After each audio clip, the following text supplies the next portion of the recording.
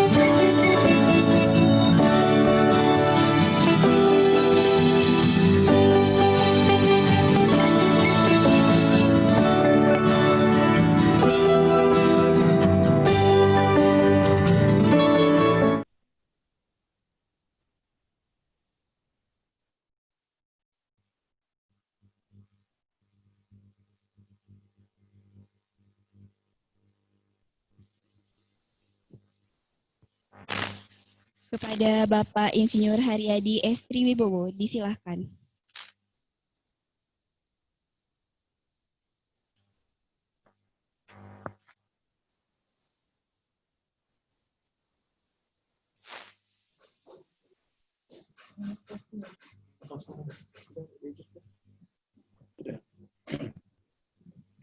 Bismillahirrahmanirrahim. Assalamualaikum warahmatullahi wabarakatuh. Selamat pagi dan salam sejahtera buat kita semua. Yang saya hormati Ibu Dekan Fakultas Ekonomi dan Bisnis Untan, Ibu Barkah, dan yang saya hormati Ketua Jurusan Ilmu Ekonomi Studi Pembangunan, Ibu Nurul Bahariah, Ibu Nurul Bahariah, Bu Nurul, dan yang saya hormati yang tidak asing, yang sudah familiar buat Dinas Koperasi Usaha Mikro Perdagangan Kota Pontianak, Ibu Metasari Kartika selaku Ketua Laboratorium Ilmu Ekonomi Studi Pembangunan, dan Bapak-bapak, Ibu-ibu, Ketua Prodi S1, S2, S3 yang saya banggakan dan yang saya hormati, para dosen dan adik-adik mahasiswa-mahasiswi Fakultas Ilmu Ekonomi Studi Pembangunan. Kami dari Pemerintah Kota Pontianak selaku Kepala Dinas Koperasi Usaha Mikro Perdagangan, dulunya namanya Dinas Perindustrian Perdagangan, sekarang berubah menjadi Dinas Koperasi Usaha Mikro Perdagangan, yang membidangi industri kecil, menengah maupun besar, kemudian membidangi perdagangan dalam negeri dan perdagangan luar negeri, kemudian yang ketiga bidang koperasi dan UKM, bidang koperasi kurang lebih hampir 1.000 koperasi yang ada di Kota Pontianak, dan hari ini sudah tercatat usaha mikro kecil yang terdaftar kurang lebih hampir 45.000 di masa COVID pandemi ini. Kemudian juga ada bidang pasar. Jadi bidang pasar ini menangani pasar rakyat, pasar tradisional maupun pasar modern. Kemudian yang kelima, bidang kemeteorologian untuk melakukan ukur, takar, timbang, cara-cara ulang. Kemudian bergabungnya perusahaan daerah Kapuas Indah semenjak dilikuidasi masuk di Dinas Koperasi Usaha Mikro Perdagangan. Jadi ada 7 yang ada di Dinas Koperasi Usaha Mikro Perdagangan. Sesuai dengan judul model baru UMKM di tengah kebiasaan baru pada kegiatan pada pagi hari ini, memang usaha mikro kecil di Kota Pontianak khususnya mendapatkan dampak dari COVID-19. Tentu ini kita sekarang sedang berjuang bagaimana memulihkan perekonomian di Kota Pontianak agar pertumbuhan ekonomi Kota Pontianak bisa tumbuh dan berkembang kemudian juga bisa menjaga keseimbangan antara kesehatan dan ekonomi. Dan ini tidak mudah di era model baru UMKM di tengah kebiasaan baru ini. Dan tentu ini menjadi semangat kita semua untuk bisa bangkit. Kami dari Dinas Koperasi Usaha Mikro Perdagangan selaku pembina, pengendali, dan pengawas terhadap para pelaku usaha, baik itu mikro, kecil maupun menengah, bahkan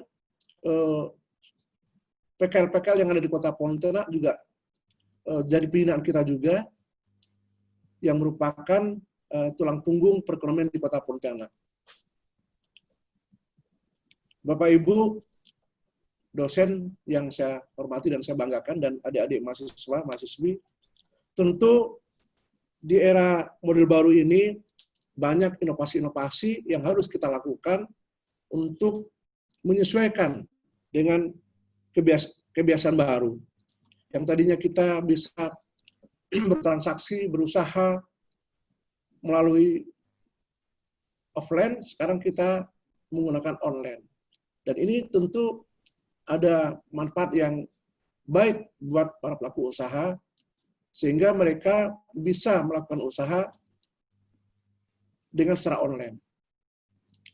Kota Pontianak baru saja tanggal 18 kemarin mendapatkan penghargaan internasional dari International Council Small Business, ICSB, dan Asia Council Small Business, termasuk 10 kota di Indonesia yang mendapat penghargaan Nata Mukti. Dan kita Kota Pontianak 4 tahun berturut-turut mendapat penghargaan dari tahun 2016, 2018, 2019, 2020, yang beberapa hari lalu kita mendapat penghargaan internasional. Artinya di Kota Pontianak ini sudah terbentuk sistem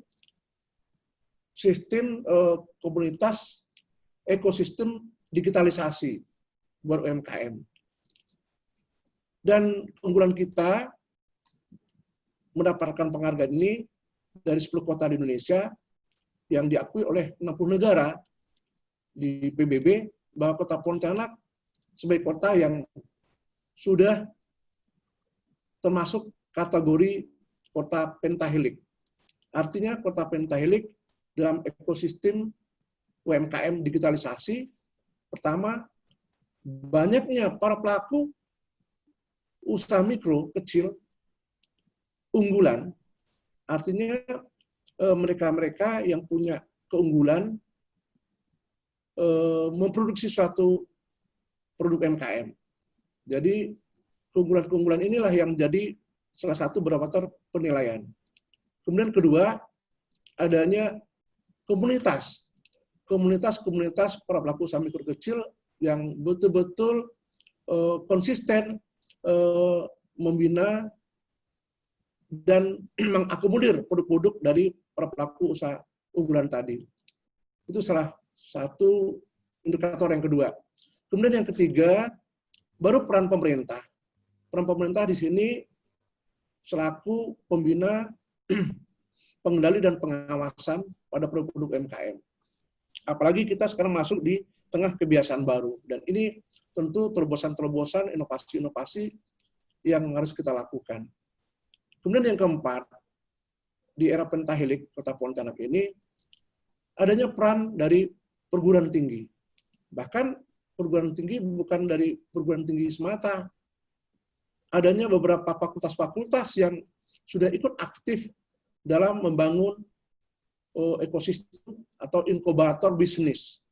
Jadi peran akademis ini sangat menentukan sekali terhadap inovasi-inovasi produk-produk unggulan yang bisa bersaing baik itu di tingkat lokal, regional, nasional maupun internasional. Jadi di sini tentu perlu inovasi-inovasi, dukungan dari inkubator bisnis dari perguruan tinggi maupun fakultas-fakultas yang ada di Pontianak. Jadi ini salah satu indikator yang keempat.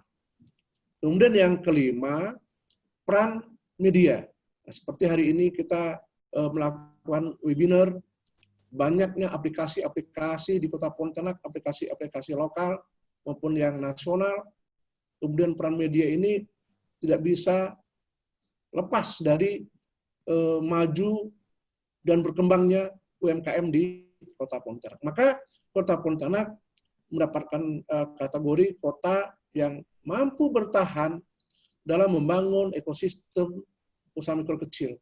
Dan penghargaan ini penghargaan yang keempat kali berturut-turut. Dan kami mencoba di tengah kebiasaan baru ini, COVID-19 ini, tentu kami sebagai Kepala Dinas Koperasi Usaha Mikro Perdagangan selalu berusaha semaksimal mungkin membangun sistem usaha mikro yang ada di Kota Pontianak.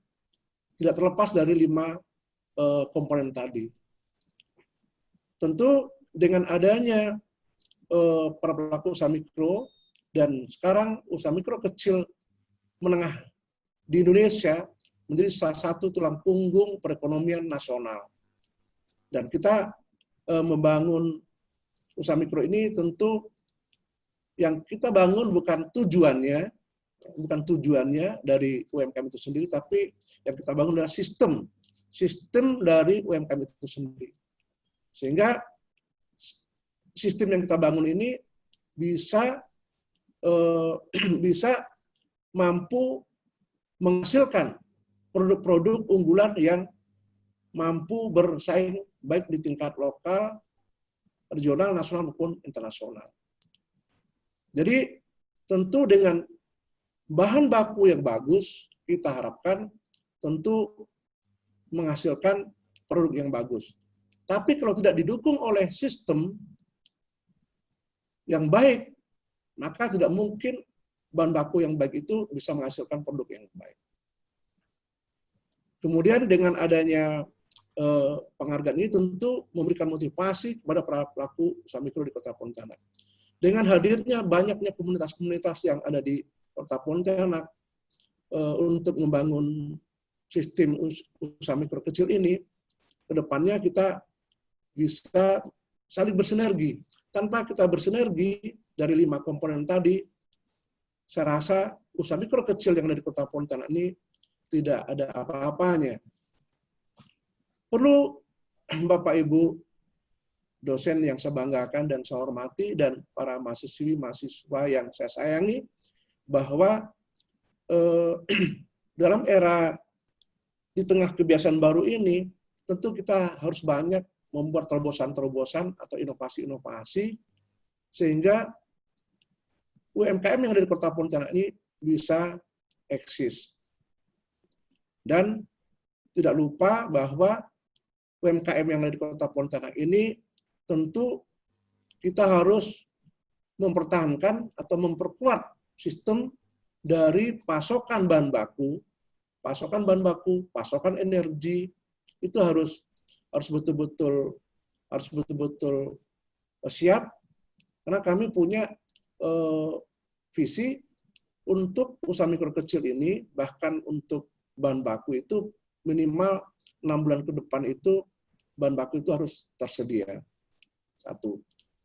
Maka kita bersama dengan para distributor untuk mereka selalu konsisten mempertahankan bahan pokok maupun bahan baku tersebut. Kemudian yang kedua, ketersediaan stok ini juga harus didukung oleh rantai distribusi. Rantai distribusi bahan pokok pendukung untuk usaha mikro. Baru yang ketiga, kita lakukan pengendalian harga. Jangan sampai stok ini tidak tersedia dengan konsisten atau tidak tersedia dengan maksimal, akhirnya mempengaruhi harga, karena itu susah didapat. Kedua, rantai distribusi juga penting. Ketika terjadi keterlambatan atau kemacetan rantai distribusi dari pemasok bahan baku, kemudian sampai ke gudang, distributor, sub-distributor, agen sub-agen, sampai ke pengecernya bahan baku ini harus dijaga. Ya, dengan adanya sistem online, ini rantai ini bisa diperpendek. Para pelaku usaha mikro kecil bisa langsung mereka memesan secara online melalui distributor. Itu kan salah satu efisiensi.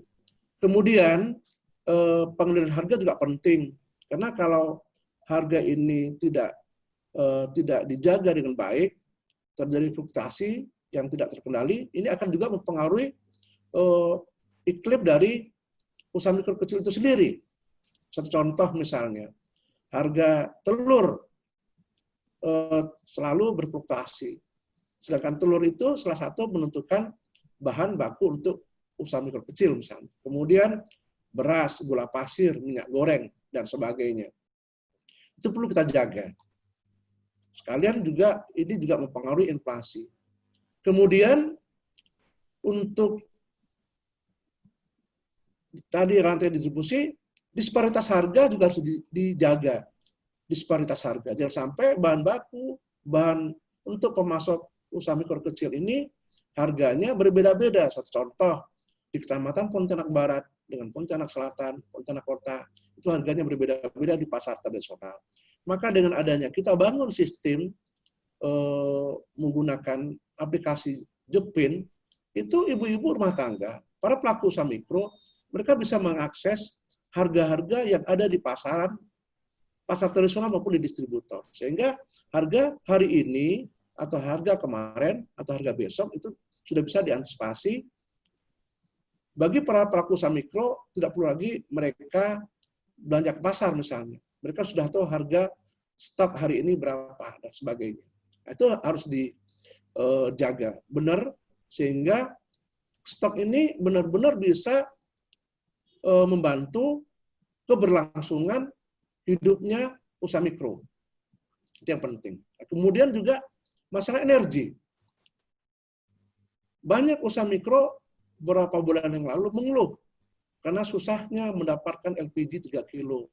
Karena LPG 3 kilo itu memang untuk masyarakat yang tidak mampu, masyarakat miskin, dan para pelaku usaha mikro atau ultramikro. Itu memang subsidi dari pemerintah. LPG 3 kilo itu diperuntukkan untuk ibu rumah tangga yang tidak mampu atau miskin, dan para pelaku usaha mikro. Sekarang bagaimana pelaku usaha mikro bisa eksis, bisa hidup kembali di era kebiasaan baru ini? Kalaulah bahan pokok tadi, bahan dasar dari usaha-usaha mikro tadi, udah nggak ada masalah, termasuk bahan penolong dan sebagainya.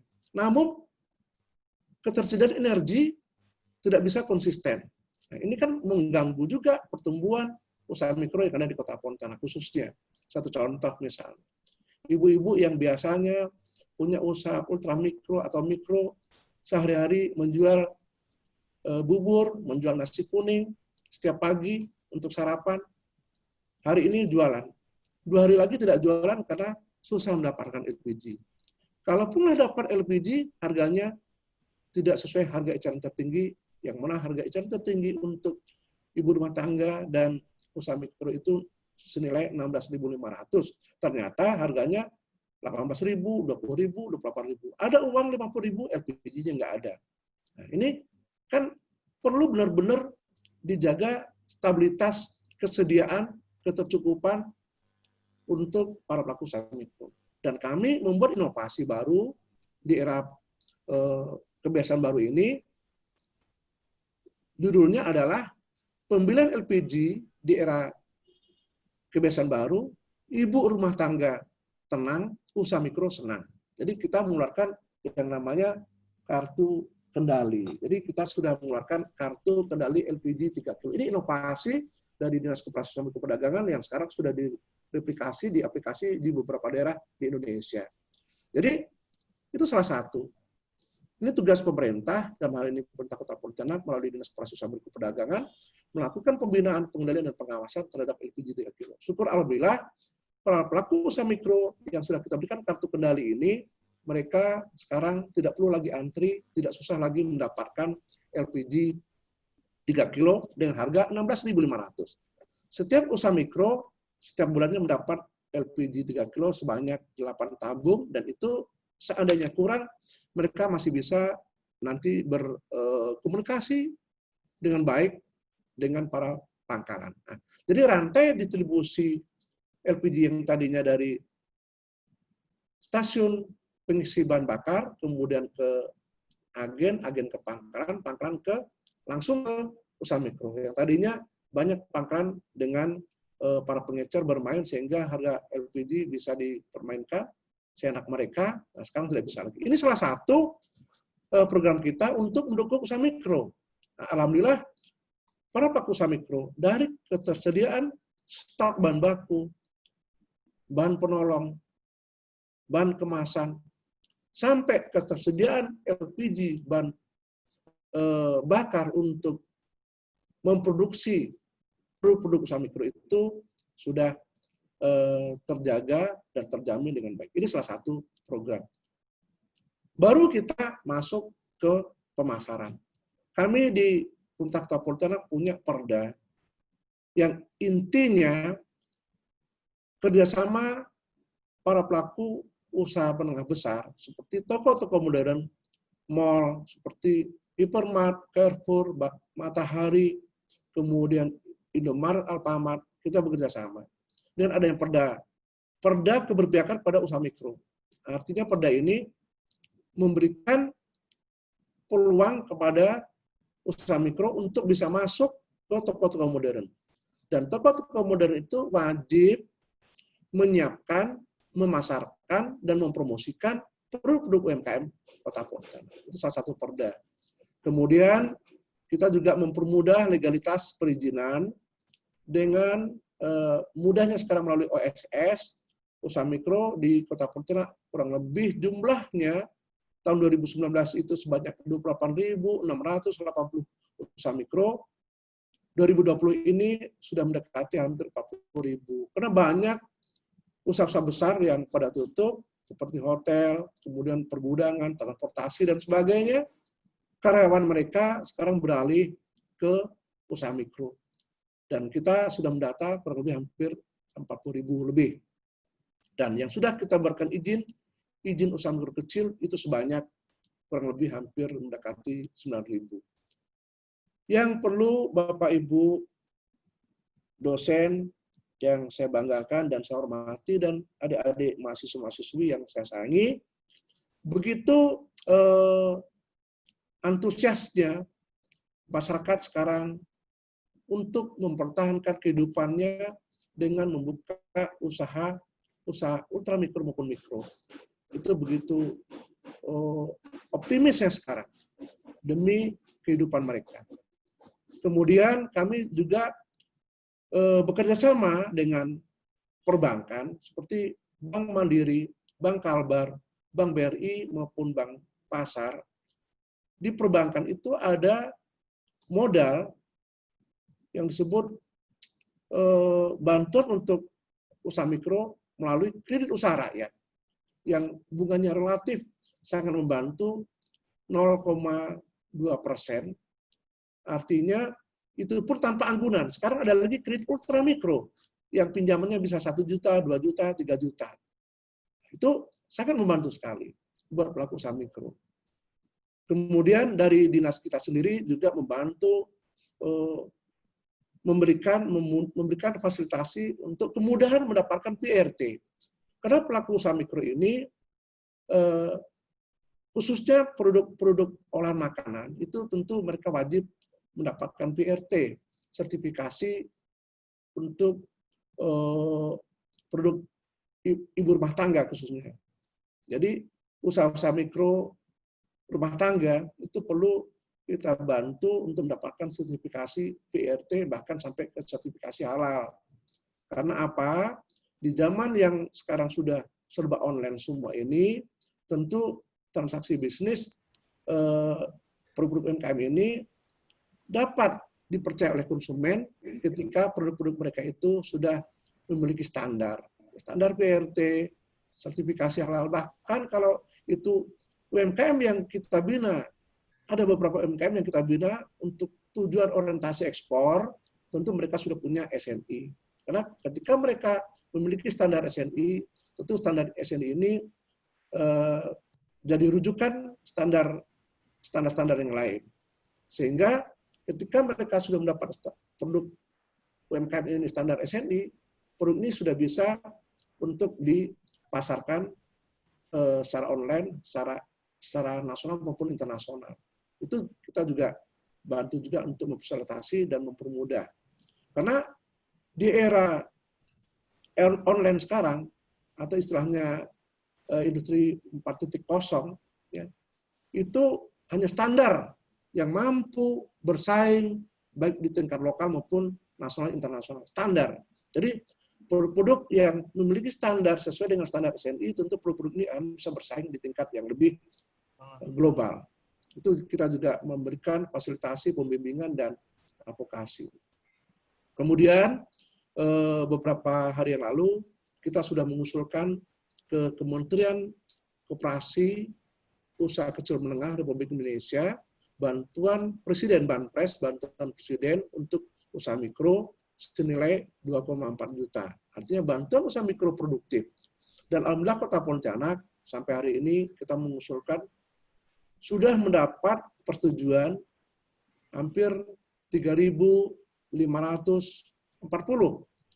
Sebanyak 3.540 usaha mikro di Kota Pontianak mendapat bantuan Presiden, bantuan ultramikro senilai 2,4 juta yang langsung ditransfer ke rekening para pelaku usaha mikro. Nah, tentu dengan 2,4 juta bantuan ini, totalnya hampir kurang lebih mendekati 8 miliar langsung kepada pelaku usaha mikro, rekeningnya masing-masing 2,4 juta, ini tentu akan dapat menghidupkan kembali usaha mikro tersebut, sehingga mereka bisa produksi kembali dan bisa memasarkan lagi, dan paling tidak dia bisa bertahan.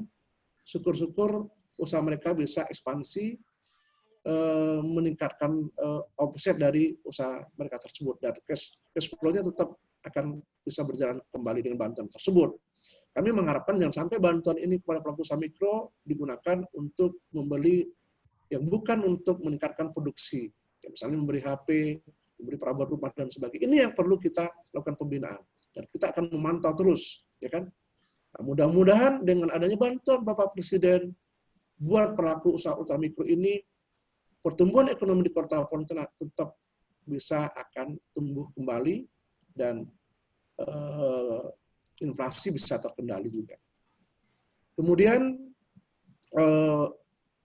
KUR juga banyak sudah kita kucurkan, kita memfasilitasi dengan BRI, dan mereka tidak perlu repot-repot, mereka belum memiliki izin usaha mikro kecil yang melalui EHS, kan begitu agak repot mereka-mereka yang seperti bibi-bibi jualan pecel, jualan gado-gado, jualan minuman dan sebagainya, warung kopi yang kecil dan sebagainya, itu kan terlalu mungkin agak susah mendapatkan izin usaha mikro kecil, dan kita cukup mengeluarkan rekomendasi dari Dinas Koperasi Usaha Mikro Perdagangan. Rekomendasi ini sudah bisa digunakan oleh bank-bank yang ada di Kota Pontianak, khususnya bank-bank yang menyalurkan kredit usaha rakyat, untuk mengucurkan dananya kepada pelaku usaha mikro. Dan juga banyak juga bantuan relaksasi, artinya penangguhan pembayaran kredit. Ini juga membantu para pelaku usaha mikro yang ada di Kota Pontianak. Lalu dengan dibangunnya pasar-pasar tradisional berlantai 2, alhamdulillah, syukur alhamdulillah, hari ini pasar-pasar di Kota Pontianak yang lantai 2 itu sudah banyak yang dihuni.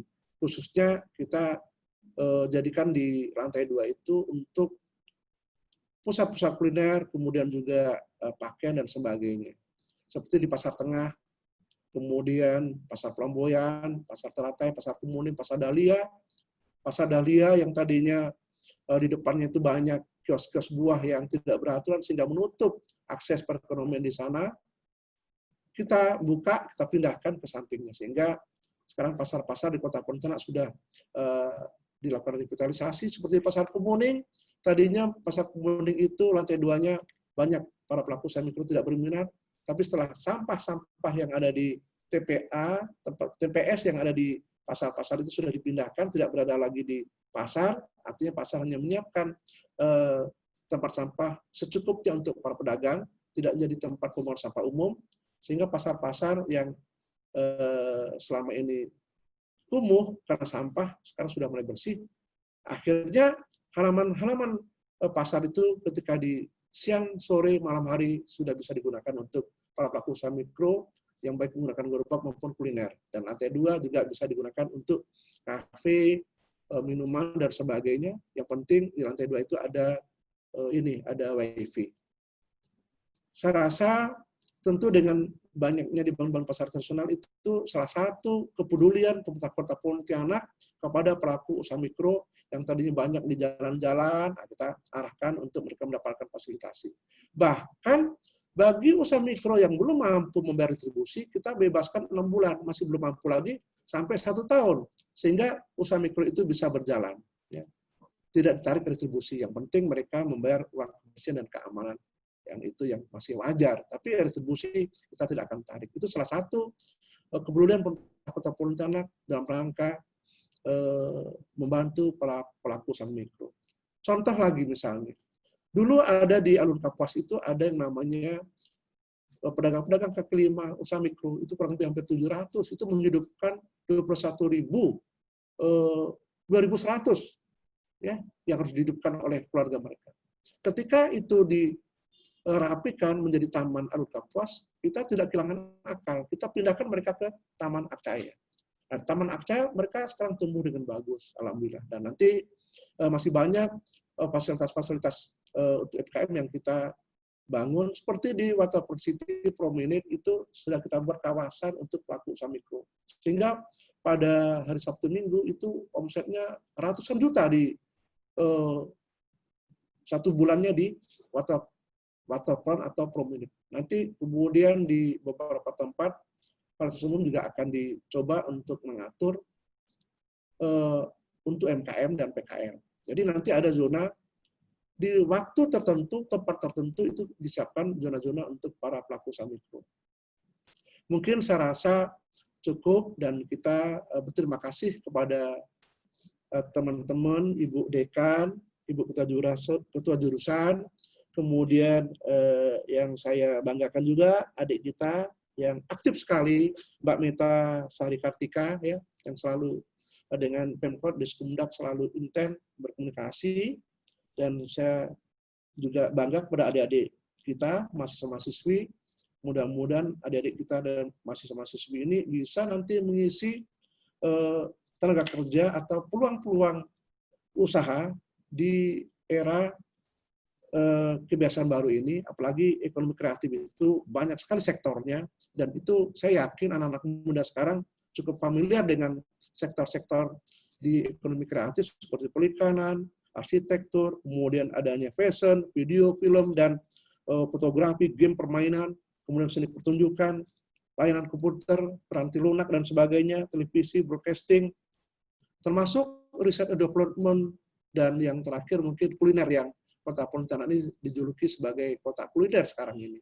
Terima kasih Ibu Dekan, Ibu Ketua Jurusan, dan Mbak Meta selaku penyelenggara, Ketua Laboratorium, dan mahasiswa-mahasiswi Ilmu Ekonomi Studi Pembangunan yang saya banggakan. Mohon maaf apabila ada kelemahan dan kekurangannya, tentu kita akan mencoba memperbaiki sebaik mungkin untuk membangun usaha mikro kecil menengah di Kota Pontianak yang sekarang sudah menjadi model di Indonesia, Kota Pontianak, dan kita harapkan sinergisitas tanpa kerjasama, tanpa sinergisitas usaha mikro kecil ini tentu tidak ada apa-apanya. Maka kita digelar dengan di era pentahelik. Terima kasih sekali lagi. Mohon maaf. Wabillahi taufiq wal hidayah. Wassalamualaikum warahmatullahi wabarakatuh.